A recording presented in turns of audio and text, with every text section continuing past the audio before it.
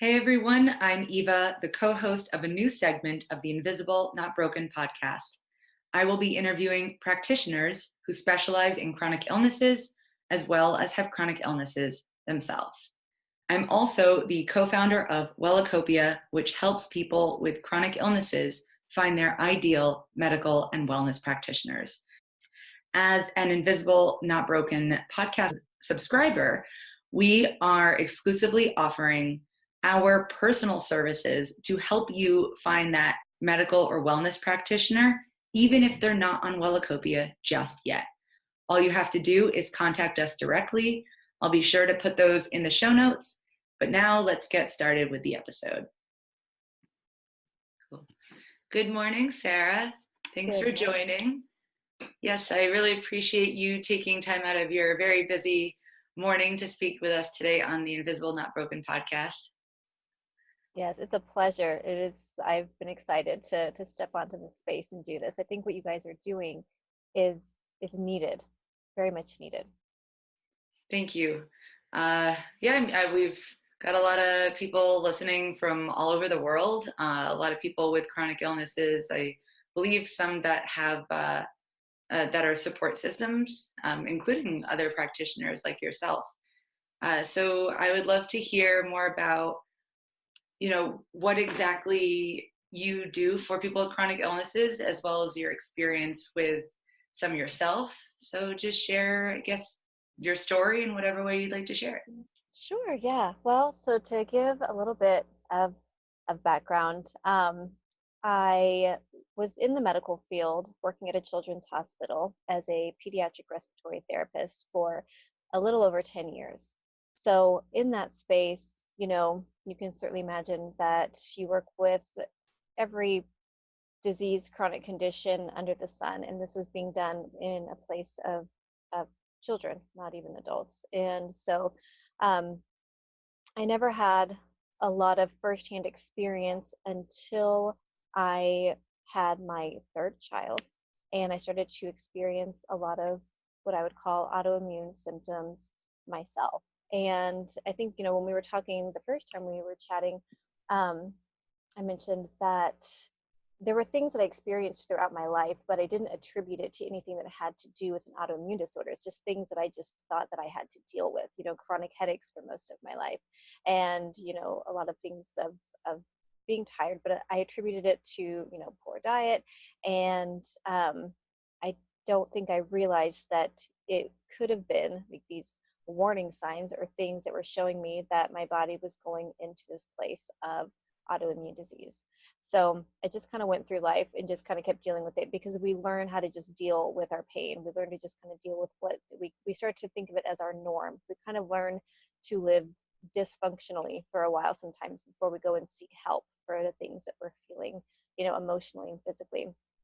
So anyway, I was in the medical field for 10 solid years, started having, a lot of these autoimmune symptoms towards the end of my career when I decided to step out into the new path that I'm in now.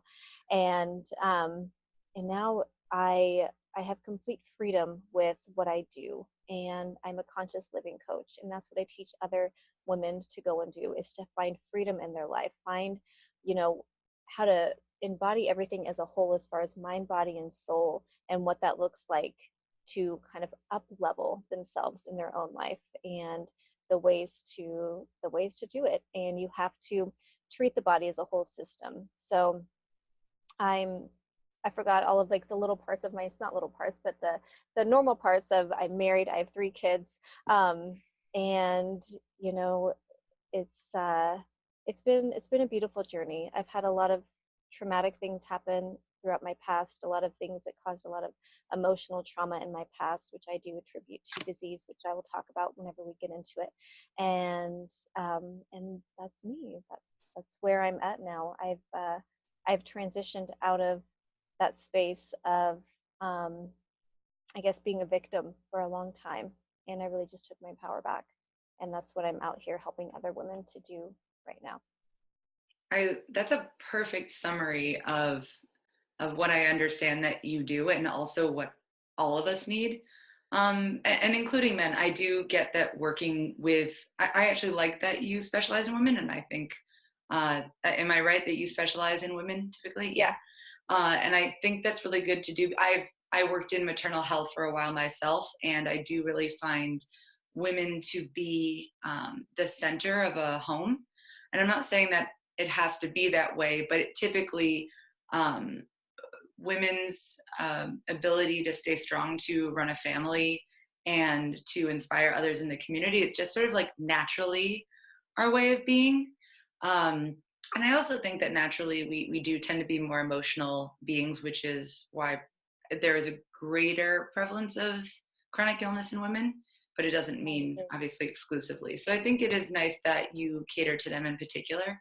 And that way maybe you can focus a little more on your typical client, I guess. Yeah. Is that right? Am I saying anything Yeah. out of front? Yeah, no, absolutely. Yeah. And you hit the nail on the head with talking, because it is more prevalent for women to experience autoimmune disease, especially in our 30s. I feel like that's when it kicks in for a lot of women, is when they start to get into their 30s. Of course, it can happen before or after, but that's also when I feel like we start to come into our own as these big shifts we want to make in our life, whether we've been married for a few years or we're getting into marriage, whether you're just starting to get into wanting to have children, and a lot of these different things that really start to change and have this upheaval in our emotional structure.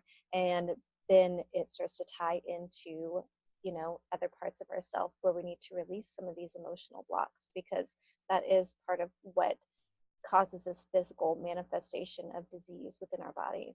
And so it's for women in their 30s for autoimmune disease, like the numbers are just really off the charts in that area, but it makes sense because that's when the biggest changes start to happen within our lives. Yeah. Adulting, Yeah.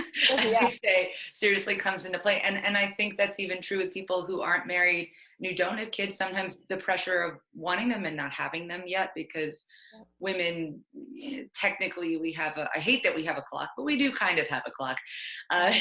Technology and, there's advancements in treatments that are phenomenal, but, we are who we are. I'm personally, experiencing that firsthand right now. Actually, my husband and I were talking about it a lot this weekend. He's very supportive, but being a pediatrician, I don't know if it's really related to him being a pediatrician.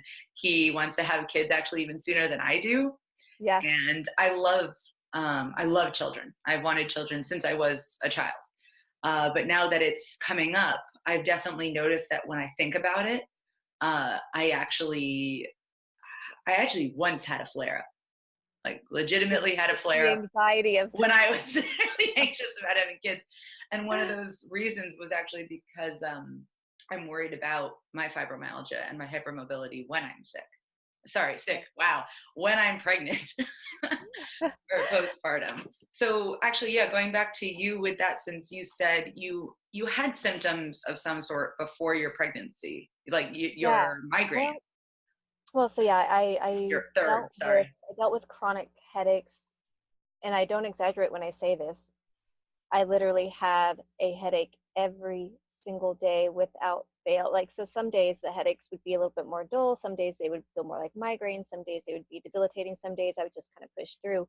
But there literally was not a day that went by that I did not experience a headache for almost 15 years. And, I did all the little things. Like I went to the neurologist and went to the chiropractor and had the MRIs done. But nothing. Here's the thing with Western medicine, and I don't knock Western medicine because I think it has its place. It needs to be there for emergencies. It needs to be there for life-saving things, but it doesn't have a very strong place when it comes to managing long-term chronic conditions. And the other problem that I came across with Western medicine when I was working in it for so long is that when the answer isn't in the textbook or when the answer isn't right there, um, everyone kind of throws their hands up in the air and they're just like, I don't know what to do. I don't know what's next. And they don't want to say, I don't know what's next, but they literally don't know what to do. They don't know what's next. And when the solution has to do with something that is more tied into nutrition or supplementations or energy healing or all of these things, which have a profound effect on our bodies, but there's not a whole lot of science behind it over here in the Western society, then we don't know what to do with it. Because when physicians do go to school, unless they make it a primary part of their study, the percentage of study that they do in Eastern medicine is so minuscule compared to everything that they study as far as Western medicine. So when they don't have the knowledge there, the knowledge isn't there, and they don't know what to do with certain things. So anyway, all of the Western medicine things were not working for headaches. I did see the chiropractor for a while, and that helped a little bit, but it wasn't a long-term solution. There was deeper places I needed to go that I didn't understand yet. There's a big part of my path that hadn't unfolded yet because I wasn't really awakened to all of these other parts of energy and self. And um, so yeah, I had headaches leading up for quite a while, and towards the end of my third pregnancy, I started to have a lot of the autoimmune symptoms that came to be more full force after I had my third child. So I was having a lot of pain. I was having a lot of joint pain, like in my toes and in my knees and in my, hands. All of the joint pain was starting to kind of flare up. I would get kind of, lightheaded, dizzy. I, of course, would feel fatigued. Who doesn't when they're pregnant? But anything that was coming up, we attributed it to weird pregnancy symptoms, because your body does a lot of weird things when it's pregnant. It can do all kinds of crazy things. And so it made sense that whatever was going on was because I was pregnant. And, even with my OB, and she was incredible. And she was like, once we have the baby, then these will probably subside. And I was like, okay. So I just took that as what it was. And so got through the rest of the pregnancy. And within hours after I gave birth, all of the symptoms that I was experiencing before multiplied by like 10 or 15 and flooded into my body full force. So, in my understanding, your body doesn't typically try to go into this flare up when you're pregnant, because it is focusing on this life inside of you. And so a lot of women actually feel relief when they're pregnant, because their body is like this healing place and it is focusing on keeping this baby safe. And so they don't have a lot of flare ups. And so it was already kind of strange that I was having symptoms um, while I was still pregnant. Like my first big flare up was when I was pregnant. That's, not common as far as I know. And so once my body was like, okay, no more baby in there, it like went full mode, like attack mode on itself. And the symptoms were really intense. And so when I would go to my doctor, they said, okay, well, you just had a baby, your body's been through a lot, this is normal, you'll start to feel better, it'll start to heal. And it's just kind of still attributing everything back to the pregnancy. And so I took that and I said, okay, you're right. And this is my point of getting across that yes, doctors are amazing and we need them, but you have to listen to your body and you have to tap in closer to yourself, because they don't always know. They don't always know because they know what they know, but they don't know you on a core level. And it's part of what I teach women too. You got to get to know yourself on a core level so that you can be your own advocate and you do know what's best for you more so than anybody else. So anyway, the symptoms weren't going away. They were getting worse and worse. Somebody did bring this incredible supplement my way that had a lot of anti-inflammatory properties to it. It was like these botanical ingredients, and I was like, okay. And I started taking it. I did have a little bit of relief, which was enough to spark this knowing inside of me to say, okay, if this is giving me a little bit of relief, then there's something natural out there that can give me more relief. And so by the time I finally got in to see a rheumatologist, after all these, blood tests and done and everything, and she said, you have rheumatoid arthritis and most likely fibromyalgia. We want to start you on low dose of steroids. We want to start you on immunosuppressive drugs. I think she was talking about Paquinil at the time, and she started listing all of the side effects of the drugs and talking about, everything that was to come with it. And being in the medical field, I already knew the very hard side effects of steroids and what that does to our body long term. And knowing that they wanted to put me on a drug to suppress my immune system when I was working in a medical field where I'm exposed to some of the most diseases I've ever been exposed to in my life. I was like, I'm not going to suppress my immune system when I'm in this space where I can catch more. And so I told her no. I found something that's giving me a little bit of relief, and I'm just going to keep building on that. And I set my mind to this knowing that I would I would find natural ways, and I would change every last thing about my diet and the way I live before I get on prescription medication to manage this pain. I will find a way. And so that started the path of finding a way to do this naturally. And I would say, I know we put like a weird number on it, and you were like 98% symptom free. And I was like, there's this little percent of me that still feels, if I don't take care of myself in the right way, I can still have this reminder that, okay, it's like right there and you've got to take care of yourself. It's this nice little reminder that the pain will come up, the fatigue will come up, um, all of the joint pain and the headaches and the things that will come up if I don't continue to take care of myself the way that I've been doing for the last few years. So Right. Like you say, I like that you say you're 98% symptom free, or specifically that you say symptom free, not cured, right? Because these are chronic conditions that we manage.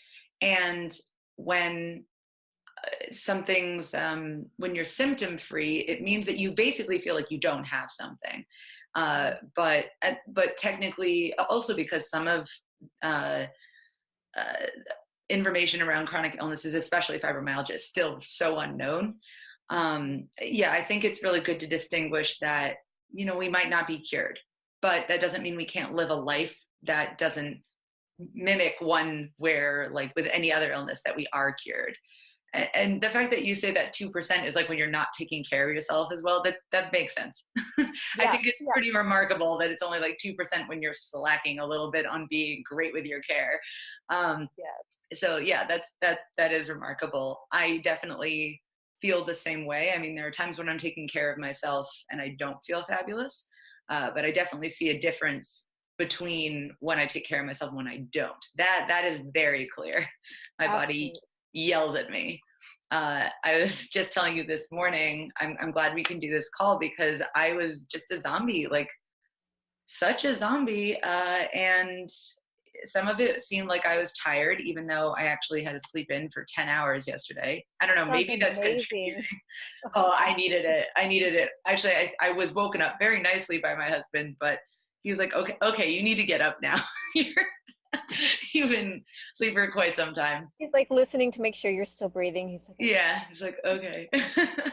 Yeah, and I mean, he waited till like clearly I was like getting up, but he said, I think it's time. It's noon or something like that. Oh no, it must have been whatever. But yeah, this morning for unknown reasons, I had some serious fog. Having my coffee now help a Oh little yeah, extra boost. I don't use coffee solely, obviously, but yeah. it's a nice little extra thing. Oh yeah. I actually made myself work out this morning. That helped a lot. So like I just did elliptical because that will tell me a lot. If it doesn't wake me up, I need to go back and rest. Something I need to listen to my body, as you said. Right. But I also know from the past that sometimes working out will get me out of it. Yeah, that's huge. And I love that you're touching on that. That's actually the next phase in my path that I'm kind of pushing myself to go into. That's something that I have never been able to stay consistent with is working out to have my body feel stronger. So I know I'm very strong in my mind, I'm very strong in my emotions and in my heart and in my body as a whole, but as far as like feeling like this like actual real like tone and strength is something that I've always craved. And I think it does come with part of autoimmune stuff because a lot of times you feel weak, you feel like you feel weak, and to be able to kind of shift that and embody this like actual physical strength is very empowering.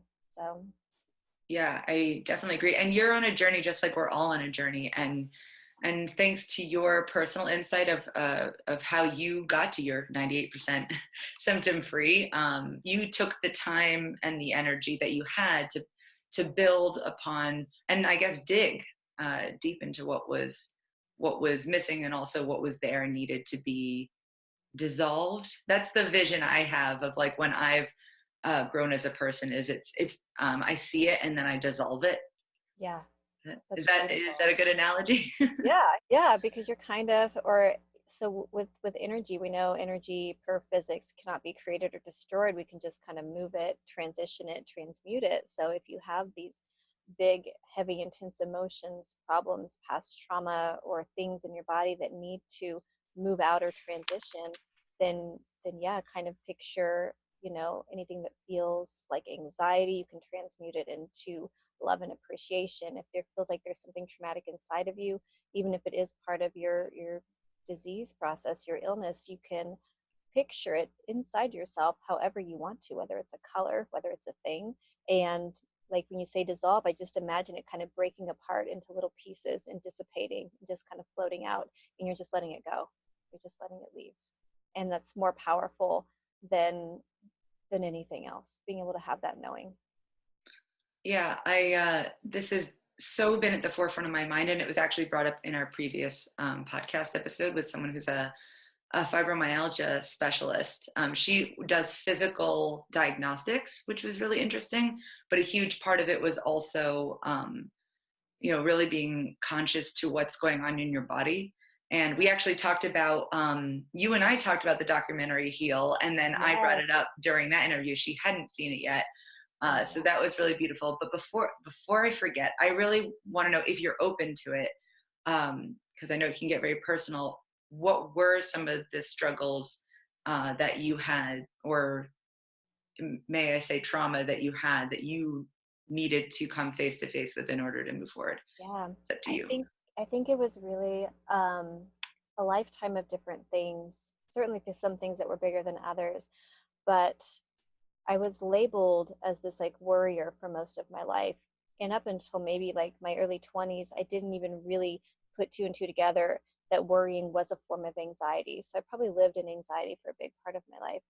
And so I was bullied a lot when I was little as well. Like when I was, typical ages, I guess, like sixth grade, seventh grade, when we're like transitioning and there's like all of like the mean girls and whatever takes Mm. place. And taking that to heart, and um, that being the catalyst as to me worrying about what people thought of me for a big part of my life. So that was like the first kind of like pinnacle point of more anxiety, worrying about what others thought of me, which these things, they sit as these as like emotional blocks inside of our system.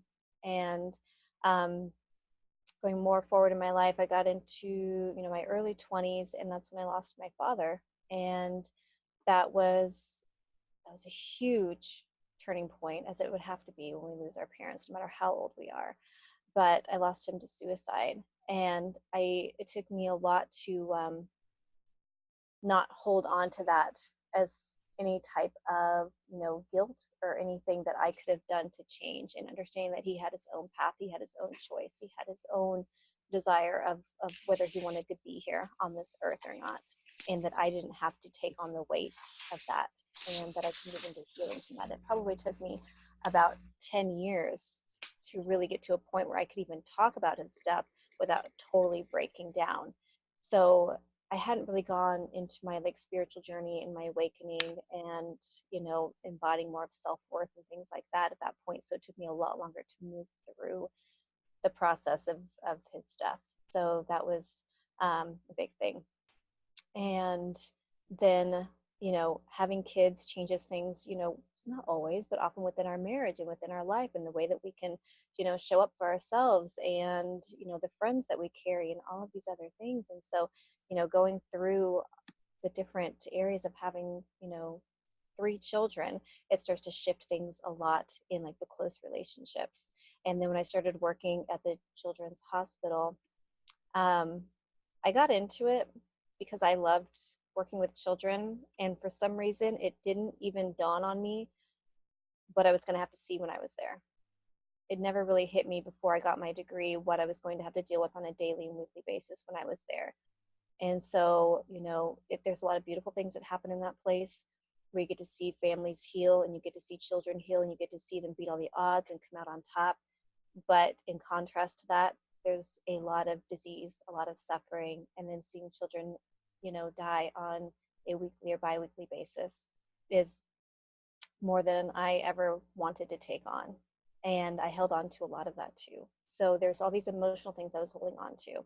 And then I got into a lot of the autoimmune disease process with my third child. And then a couple of years ago, my mom died.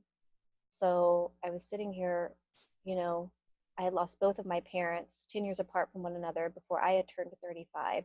And I was trying to make sense of that in my brain and in my body.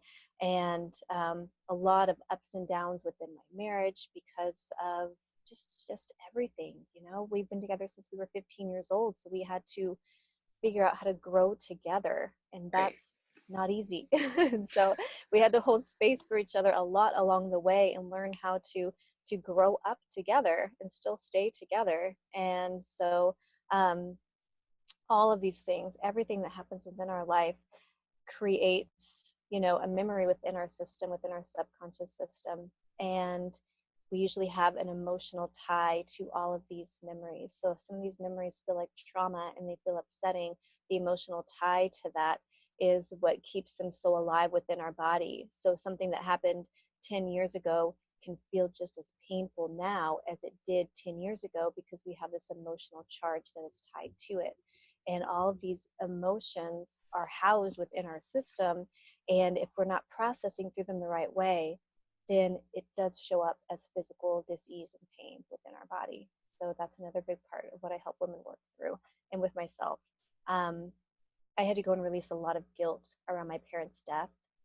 How we hold on to guilt when someone else dies is beyond me, but we do. And so I had to release a lot of guilt in that place. And I had to start to really embody self worth and self love. And that was the biggest key to getting out of all of the pain that I was in, is actually feeling worthy and feeling deserving. Because as women, so many women, they don't feel like they're worthy. That's the biggest thing I come across is feeling unworthy. That is the top thing that I come across with every woman I work with, is unworthiness. And it just comes from a lifetime of experience, that all the things that we've been through.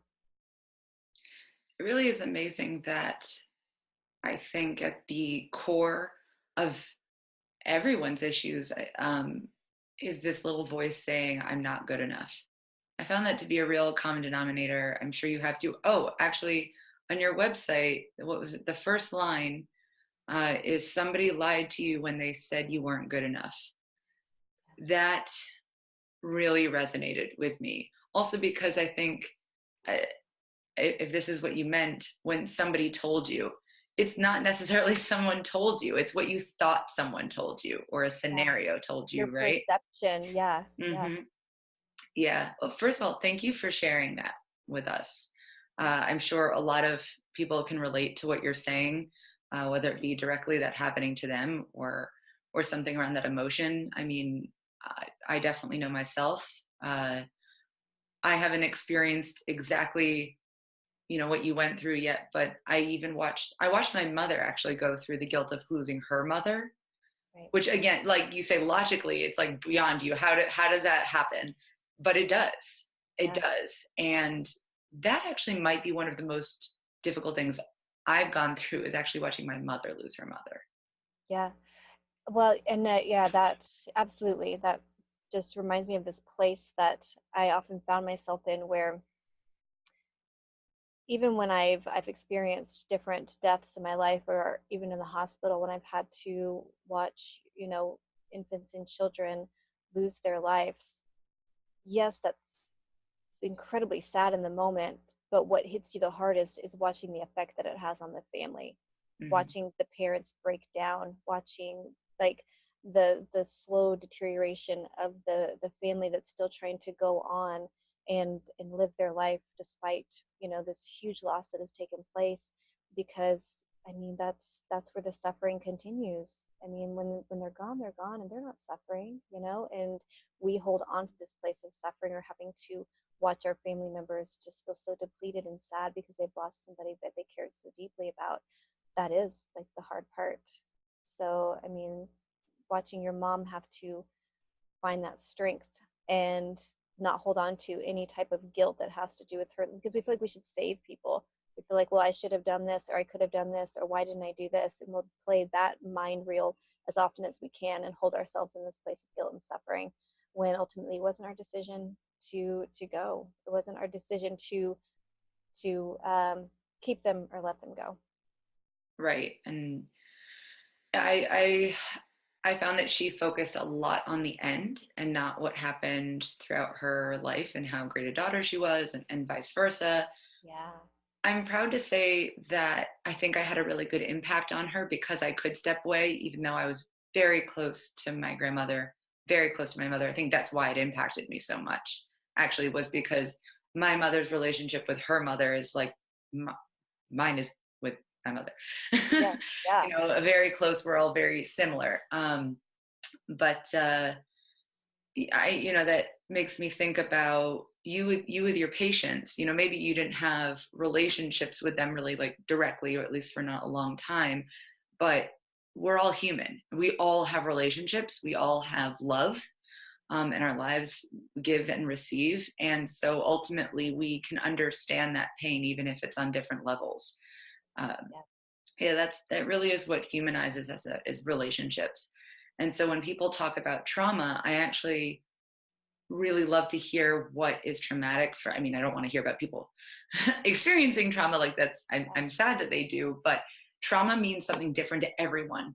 It could be the extreme of, like losing a child, or being raped, or things that we really relate to trauma. Or it could be just something that happened to you that's like a little thing that wouldn't seem big to anyone, but like you got scared and it just stayed with you and played on your mind forever.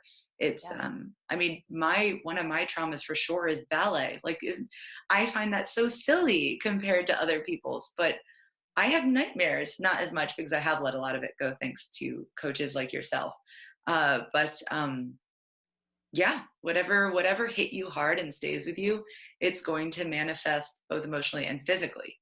uh, and have you found that, actually, I'd like to know why people come to you, and when they come to you in the process of So healing.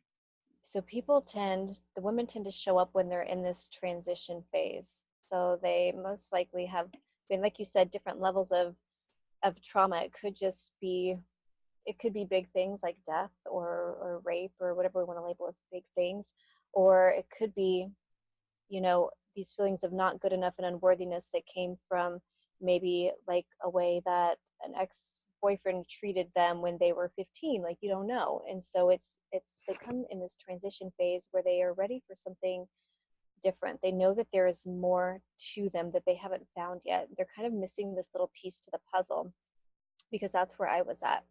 I'd done so much work with myself, but I was always missing this little piece to the puzzle. I was like, there's something there. There's something that I haven't tapped into yet. There's something that is still holding these emotional blocks inside of me. And there's a reason why I kind of keep finding myself in the same situation over and over and over again. And that's what a lot of people end up doing. We live in cycles. And I started to really understand and learn more about our subconscious mind and what that means and how that ties into our energy system and how our emotions play into these things as well. And so when women come to me, they are ready to transition out of what, I call self-sabotage. So anything that you're doing to limit yourself from going to the next space of where you want to be, and that can be in relationships or in success or in health. It doesn't matter what it is. You're ready to transition into something better. You're craving something that is better for yourself, but you keep kind of staying in the same cycle over here, but you're really ready to step out and go over here. And so when they're ready to finally let go of these last few things that are keeping them stuck over here and transitioning into what I like to call this higher version of themselves, then that's when they show up and they're like, okay, what do we do? And so we go in and we kind of reprogram. We see what the limiting beliefs are. We see what the emotional blocks are. We see what the traumatic memories are. And we go in and we start to heal every last little part. And so it allows them to not um, stay stuck anymore. They get to step into this better version of themselves. Do you find that they get some use the word like complete with what happened to them. It's like kind of like a like a book that's closed in a story of their Yeah. life. It's an Yeah, analogy like I personally use. they don't have to hold on to the old story anymore. They get to really step more into their power and understanding that they are the ones writing the story and that they are the ones that have been writing the story, and that they can come into this acceptance knowing that everything that they experience around them is because of what's going on deeper inside of them. Because we always think that we're responding to life. We think that life is happening to us, and we're just kind of sitting here, like, trying to respond to everything that's happening. But it's the total opposite. Life is responding to what is going on deep within inside of us. And since we cannot control anybody else or anything else, you have to just fix what's going on deep inside, and then let life start to show you, mirror back to you the healing and the work that you've done. And so these women, they're not necessarily in a victim mentality, but they do still self-sabotage, and we all do to a certain extent because we have limiting beliefs about ourselves. And so we have to discover what the limiting beliefs are and what our limiting actions are that support those beliefs that are holding us back every single step of the way. And really, anything that is a self sabotage or limiting belief is anything that sounds other than complete joy and unconditional love and patience and gratitude. I mean, anything else, we're sabotaging ourselves every step of the way, and we don't have to. We can do better.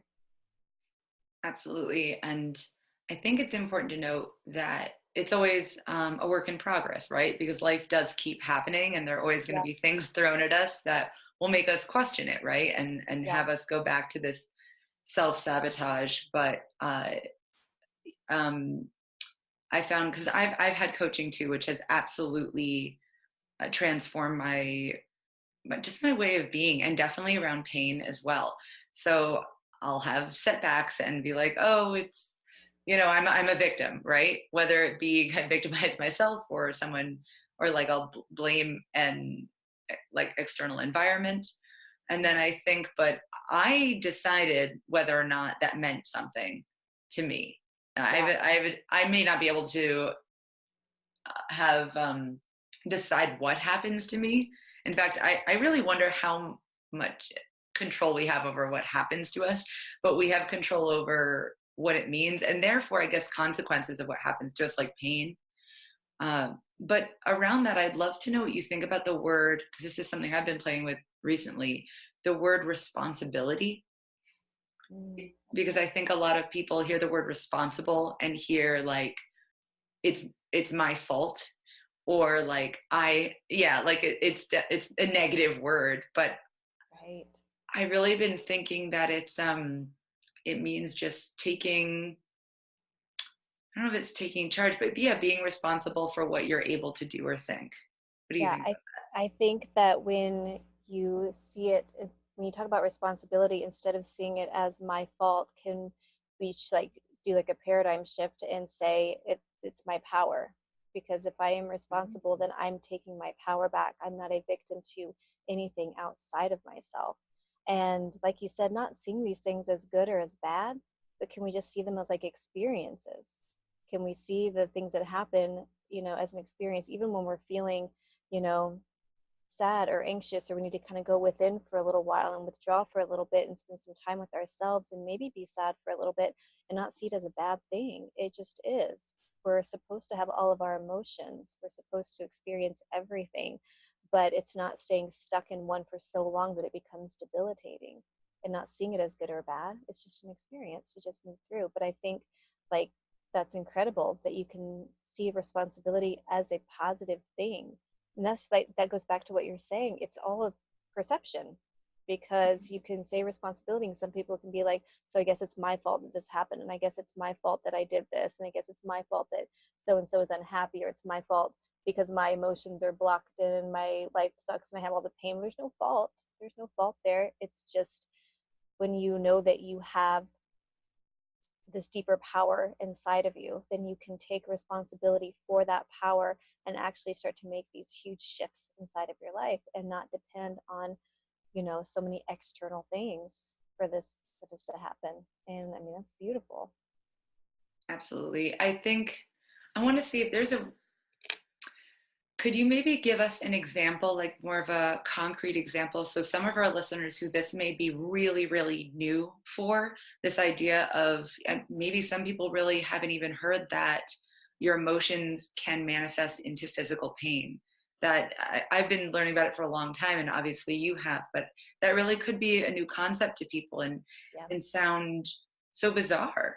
It's like we feel something physical, and therefore it's like, how could that possibly be anything to do with our thoughts, right? So Yeah. what's an example of someone that you've taken care of, maybe someone who really didn't get that at first, and then they maybe started to question it, found you, and so on? Yeah. Yeah. I think a lot of people don't really truly understand the power of it until they're able to take themselves through it, and then they're like, okay, I have something here, I can do something about this. And so I think of one of my long-term clients, and right now we continue to work together because she's building these big beautiful projects for her business and her success, and she kind of keeps me in her back pocket to like stay aligned. And when we first started working together, um, she would have a lot of like stomach pain, a lot of physical pain in her stomach, and this is something that had been going on for years. And there's a lot of stuff back from her childhood that we've talked about, of not feeling good enough, like in her parents' eyes, or feeling like everybody was going to abandon her. That was a big thing. She always felt like people, if she didn't show up in a certain way, people were going to abandon her and leave her. And that she had to do certain things to make people love her. Like she had to, you know, show up in a really specific way to make people love her, and that she couldn't just show up and just know that she would be unconditionally loved just for showing up, just for being here on this earth. And so that was a big shift that we had to take, and going back and touching on things that had to do with her parents, and not being seen as a little girl, and then now as an adult not being seen for all of the big, success that she's had. Like she kept feeling like she wasn't being seen, and that she was unworthy, and all of these things. And it would cause these like ulcer type pains in her stomach that were debilitating, to where some days she just felt like she couldn't go through and like have these daily functions. And so we went in and we did a lot of understanding around limiting beliefs, and understanding that she didn't have to do things to make people love her, that and starting to use people as her reflection, as her mirror, and looking at the ways people were showing up in her life and whether that felt good or not, and started to go into bigger acts of self-love and of worthiness. And she put in the work. She started to shift her mindset. This is the hardest part of what I do with people, is this reprogramming of their mind, but it means showing up in a different way every single day than the way you were showing up before. It means watching your thoughts closely. It means having this greater awareness of the cycles and the thoughts that you're holding on to, of having this greater awareness of your emotions and the way that you are reacting to things around you. And so she made these incredible shifts as far as the way she was acting and reacting and thinking. And then within a couple of months, I would say, the stomach pain just dissipated. It just went away because she wasn't holding on to that in that space anymore. So whenever we have these emotionally traumatic things, or we have these emotional blocks, it's going to manifest in all different areas. And if I had to recommend a book to kind of help people see what physical pain is tied to what emotions, I would say look into Heal Yourself by Louise Hay. And I wonder if I have it Oh next to no, me. I don't have that. I was wondering. I had a couple books by Oh, me. it's actually on my, no, it's on my like little Kindle, but that's been huge. So it doesn't have every disease listed, of course. I mean, it can't, there's too many, but They really it are. tells you, it kind of gives you this idea of the emotions that are tied to each thing. And it will go into things like rheumatoid arthritis, it will go into ulcers, it will go into headaches, it'll go into motion sickness, like all of these things that honestly, you know, that's another thing I've always experienced was motion sickness. And I looked into what's hiding behind motion sickness, and it's fear. fear of not being in control. And I was like, well, damn, that's like nail on the head. I've always had this fear of not being in control, so it makes sense. So you look at these things and you're like, wow, okay, there's something deeper here. Skin disorders, eye problems, like all these different things. There is always an emotion tied to it because we are an energetic being, and emotions are simply energy in motion. So if we have all of these emotions that are working within us at every given second of every single day, then any physical pain is going to be part of that. It's impossible for it not to be. And then when we're taking all of the prescription medications and the drugs, um, we're never healing anything ever in that space. We are putting a band-aid on it for a little while. And I understand sometimes we feel like we need to, because the pain is so great, we need to just get it under control for a moment so we can think and breathe for half a second. But to do it long term, we're just masking it long term. And if you get in and you actually start to understand where all of these emotional blocks are coming from, and usually it's all coming from childhood and it just Yeah. builds ever since, then you actually are healing yourself on a cellular level. You are actually changing your body chemistry, you're changing the makeup, and you're changing the neural pathways in your brain. You're changing everything. You start to go into what is known as epigenetics. So you're not a victim to the genetic makeup of things that it could have been passed down to you, and you're not a victim to your actual environment, because you become wiser than that, and you can, you know, take your control back in that way. That is a fabulous point that I wanted to bring up. So, genetics has a huge, I'll say, influence, or even potential influence. So sometimes there are, I don't know if anyone on the podcast knows this, I don't think you know this. I'm a nutrition scientist by like academic trade, and my specialty was epigenetics. My thesis was specifically in epigenetics, prebiotics and colon cancer. Now, what the reason I loved epigenetics was because epi meaning literally translates to above genetics. And so you're born with a certain genetic code, and then epigenetics it's a concept of turning on or off genes. So we absolutely may be born with predispositions for things, and sometimes genetics are stronger than outside environment. It is true, like, I mean, think of the BRCA gene for breast cancer. There's a lot of reasons why people decide to get double mastectomies. I'm saying that correctly, right? Yeah. I think so. Yeah. Yeah. Geez, sorry, I'm saying it wrong. And that might just be precautionary, but I guess it's just been shown in studies that you are much, much more likely to get it. Genetics can be very strong, but I agree with you in that we have way more influence on whether or not they express than we think. And nutrition really, look, I'm a little biased here, but the science has shown that it's one of the greatest determining factors. In fact, the last time I checked, I think this might just be with cancer, so forgive me, but I think only 4% of cancers are determined purely genetically. And we always think it's like, oh, well, it runs in my family, so I got it. But it might just be that it does run in your family, but it's the way your environment, both internally and externally, has decided that it wants to be expressed or not. Or maybe you are going to get it and you have the ability to turn it off.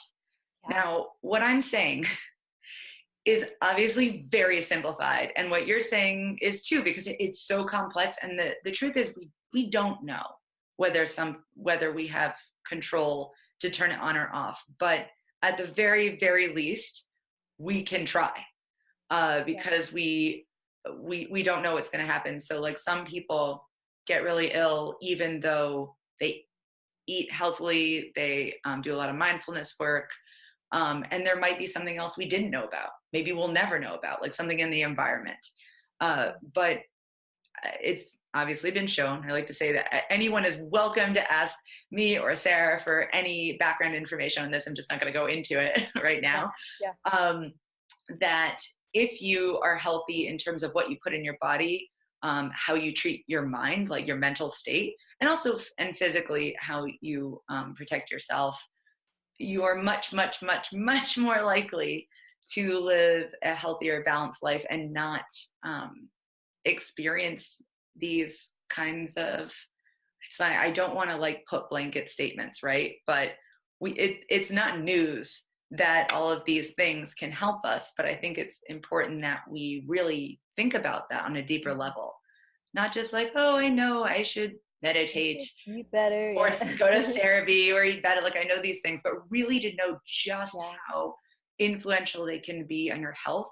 And I personally think mindset and where you are mentally and emotionally has maybe the biggest impact. And that's me as a nutritionist talking. Yeah. Uh, Absolutely. Yeah. yeah, I like to say that my personal recommendation to anyone that comes to me with a chronic illness is, first, do you have some emotional mental health support? Yeah. I think if like those were the primary things that physicians would help people work through whenever they're coming in with chronic pain is, first, let's talk about your emotional status, let's talk about your mental well-being, and let's talk about your nutrition, which you are and are not putting inside of your body. And like let that be the starting place before we go straight into steroids and prescription drugs. Like, can we start there first? And just actually honor it for how important it really is. Because, and this is just my belief, anybody can take it or leave it, I don't care, but I believe that everything that we need to cure and heal ourselves is either within us or on this planet Earth. We just have to find it. There are so many ways, and I have seen this happen, time and time again. And I've seen energy healers go in and help people relieve themselves of cancer. They come back and the cancer is gone. I've seen miracles happen around energy work. And then I also see people that have been able to cure themselves through plant medicine and all the things that are here on this earth. But it takes a little bit more work. It takes a little bit more time. I could have taken the drugs that were offered to me as far as, just some instant pain relief, I guess, as with all of the flare-ups and the pain and things like that. And I understand when we feel desperate, we just want to get rid of the pain right then and there because it hurts and we want to feel good, and we're tired of being tired, and we're tired of being sick, and we're tired of being in pain, and we just want to feel normal, and we want to feel good, and we want to feel happy. And if somebody's like, here is something that's like right here in front of you, take this and you'll feel better. And we're like, yes, please give me something because I want to feel better. And I get it.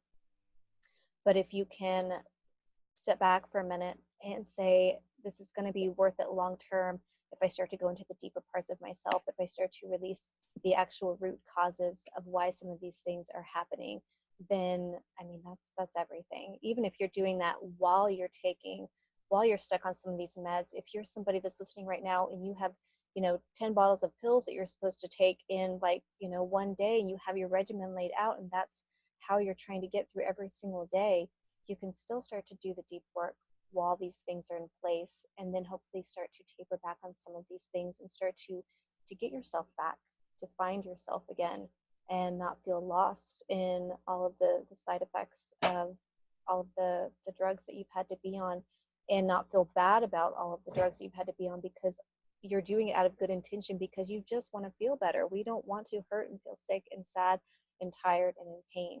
But there's deeper places that we have got to go and understand if we want to not stay stuck in these like cycles of pain and synthetic drugs for the rest of our lives.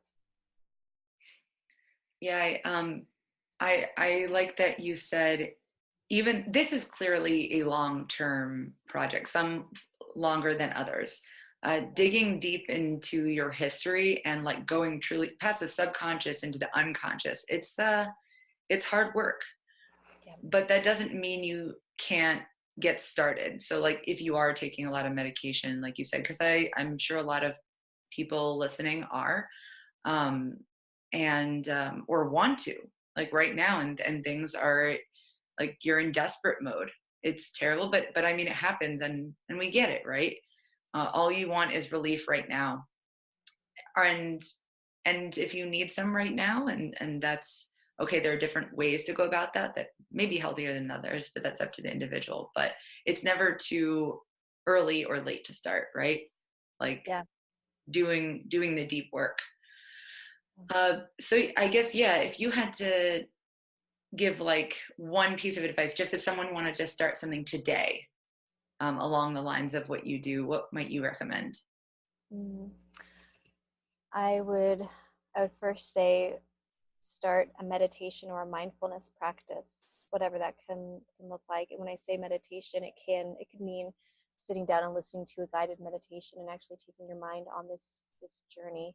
Um, or it could mean, you know, doing something where you are very in the moment, whether that is painting or drawing or singing or doing like a walking meditation where you're walking outside but you're very aware of everything happening around you. You're aware of the birds, you're aware of the butterflies, you're aware of the wind, you're aware of everything in the very now moment, because that is honestly the only moment of true peace that you can ever feel, is being in the very now moment. If you're thinking about something 2 seconds ago or something 5 minutes from now, you're not truly at peace with yourself because you are distracted by things that aren't real, things that have happened and things that are going to happen. You're not centered right now. And so I would say meditation, mindfulness practice, whatever that looks like for you, start to make that your daily thing. Make that a priority for yourself. And as far as starting to do the emotional work, one thing that I always ask my clients right off the bat is, what are the top three emotions that you experience most often? What do you experience emotionally when you wake up? What is the most prominent thing that is there? And then we start to go into those spaces. So it could be anxiety, it could be fear, it could be sadness, it could be so many different things. Then we start to peel back the layers of where that emotion is coming from, because you can't keep running from it. That's why the pain keeps coming up. Yeah, like the why. That's what I tend to do is, okay, I've identified that I'm feeling this emotion. Why? Yeah. And going also to the why, not to the blame game, right? Whether it be me or someone else. It's like, no, why? What is it that's really going on? What's that little voice saying? Or what's the voice that I need to even start to listen to? Like maybe I didn't even realize there was a voice there. That's Yeah. something through coaching that I've gotten really good at, is actually being able to stop and be like, oh, okay, there's a voice. Now what are you saying to Yeah. me?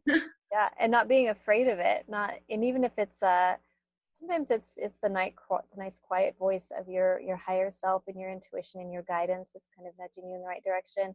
Sometimes it's um the mean girl coming in that's like telling you all the things about, you're not good enough, you're not worthy, what are you doing, this is dumb, blah blah blah, Hmm. whatever it says.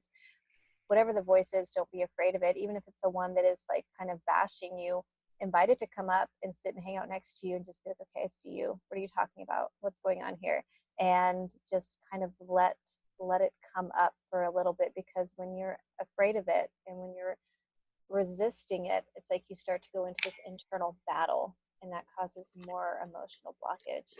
And so it goes back to the very old saying, not be don't be afraid of fear itself. Like, don't be afraid of the fear, don't be afraid of the anxiety. Let it come up as an emotion, see it as an emotion, and you are not that emotion. Okay, you're not the anxiety, you're not the sadness, you're not the fear. It's just something that is happening inside of you in that moment. Become the observer of it, not the person who is like drowning in it. Oh, that's so beautifully said. Thank you. Uh, I I actually just really want to quickly bring up a couple personal things in case this helps anyone, like that I've done this kind of mindfulness work, like to get started. I was told a long time ago. So I personally like to get things off my chest. That's one of the ways I meditate, I guess you could say, in a way. I do like to do the sitting and breath work, and I work on that. And for anyone who doesn't know this, it is like building a muscle. So I don't think I actually meditate most of the time. I think it's like working on focusing on my breath and my body, and even when I do that, those days are better.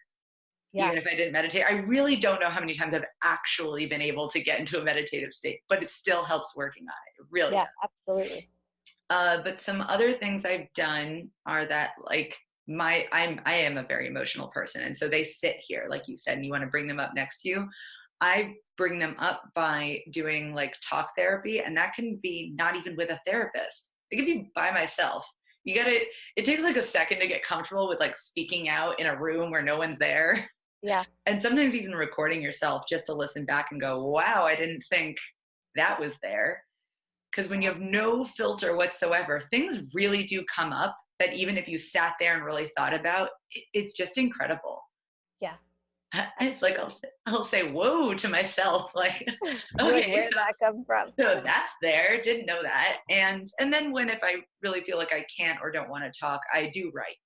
And if you let yourself just like, you maybe even put a timer on for 5 minutes or whatever, and you just write like anything that comes up, because no one's going to look at it. It's just for you.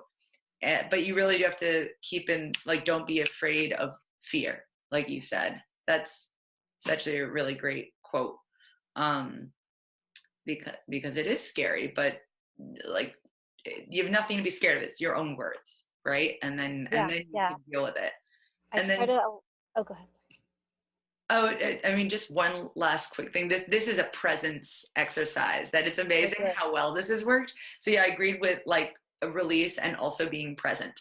So when I feel like I'm really out of it, and by the way, this has helped with fibro fog also. Oh, Um, nice. someone gave me this idea to pick one color to focus on and notice where that color is all around you, especially when you're walking. So Yeah. like right now, let's just say I want to focus on the color pink. I have a post-it note that's pink. There's a book over there that's pink. There's another post-it note that's pink. Your headphones are pink.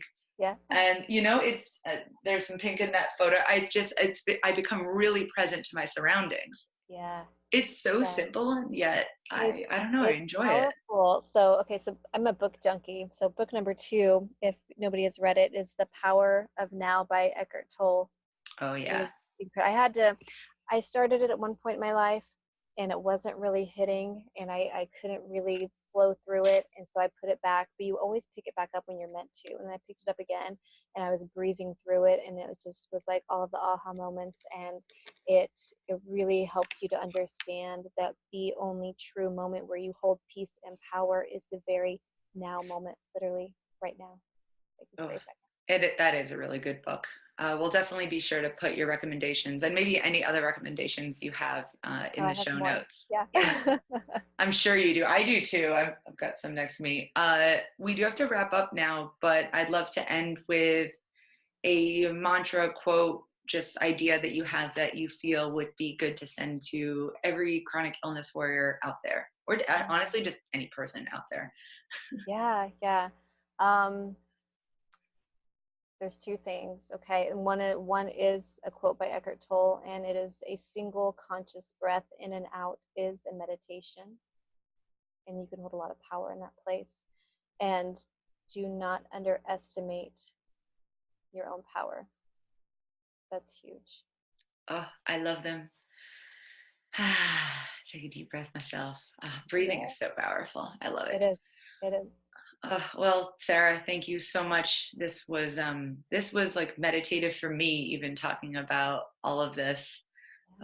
Really glad we could have you on today. So yes, thank you, and we will have you back on sometime. There's so much more to talk about here. Yeah, oh yeah, I could talk about this stuff all day, obviously. So thank All you. day. I appreciate the openness of this space because this isn't always a conversation that can be had when we're talking about pain and disease because it's a sensitive space. And so I'm really grateful that I was able to just speak authentically about my beliefs and my experience here. So thank you. And if anyone has any questions for Sarah, we'll leave her contact information in the show notes. And thanks everyone for listening, because I know that this must have been a deep episode for a lot of people. I'm sure this brought a lot of our thoughts to the surface that maybe we're just discovering. So, and that's all good. It's all good. In fact, it's brilliant. I hope a lot of you felt that way. Yeah. All right. Bye. Thank you. Thanks again for listening to another episode of the Invisible Not Broken podcast. I'm Eva, your new co-host and co-founder of Wellacopia, the matching platform for chronic illness patients and practitioners. I hope you enjoyed this episode, and as always, be kind, be gentle, be badass.